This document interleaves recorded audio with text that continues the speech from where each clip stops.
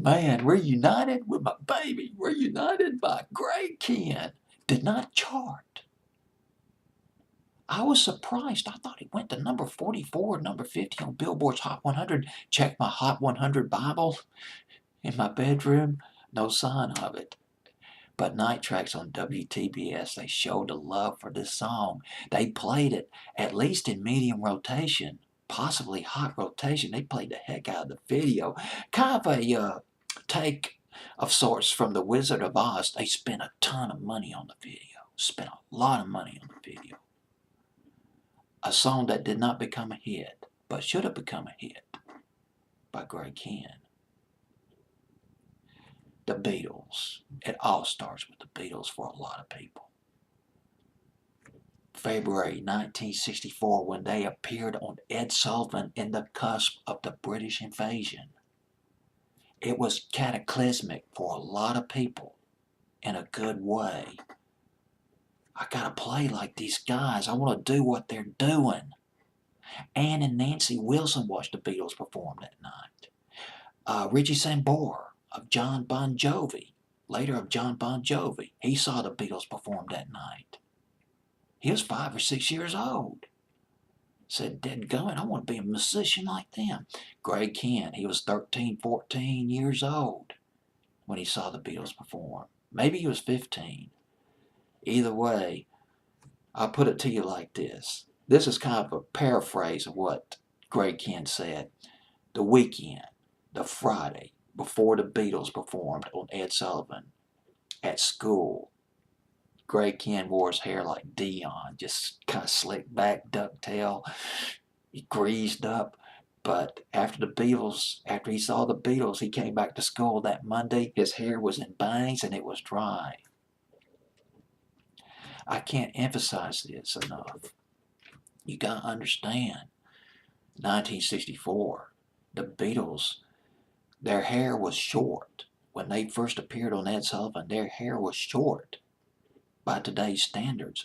But back then, their hair over their ears, ooh boy, a lot of people fussed about that. That hair was too long. They needed a haircut. This was still the era of the ducktails and the crew cuts and the very short hair, close cropped. Back in 1964, my goodness. Well, he saw the Beatles perform. Now, Kihn was originally from Baltimore. Before he moved to San Francisco in the early 70s, he started playing at coffee houses, started playing the guitar, writing songs. 15, 16, 17 years old,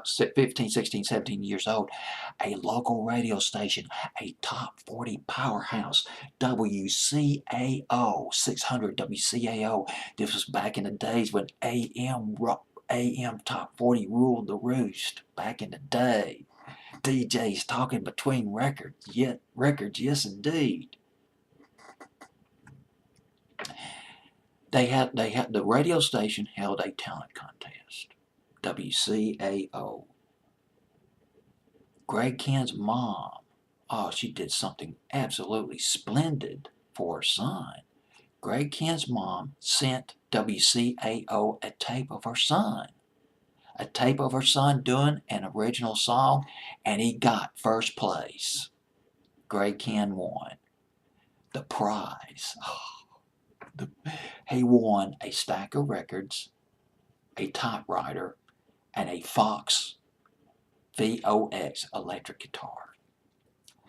When he moved to San Francisco, he took odd jobs. He worked as a painter. He sang in the streets, worked at a counter in a record store, signed with Berserkly Records in 1974, put out his first album in 1976. In the late 70s and early 80s, he put out an album each year, but was not that successful at first, not commercially successful, although he was building up a cult following. But by 1981, he came out with Rock King Roll. Nice play of words. And summer of 1981, he had his first hit record, the breakup song. It was called They Don't Make 'Em Like That Anymore. It was sort of a combination. You might remember the record. It went to number 15 on Billboard's Hot 100. it had it had that 50s rockabilly, that guitar, 50s rockabilly, 60s garage band. This was great power pop, power rock and roll. Well, power pop. And then he came out, there was another album, he came out with Continued, K-I-H-N, Continued in 1982. And in the summer of 82, he came out with, off that album, there was Happy Man. I loved Happy Man. That's my favorite song by Greg Kihn, actually, Happy Man. But Only Got As High as number 62. It was a straightforward record, but it was not as commercial as the breakup song. And then Jeopardy. Jeopardy from Conspiracy, 1983. It went to number 2.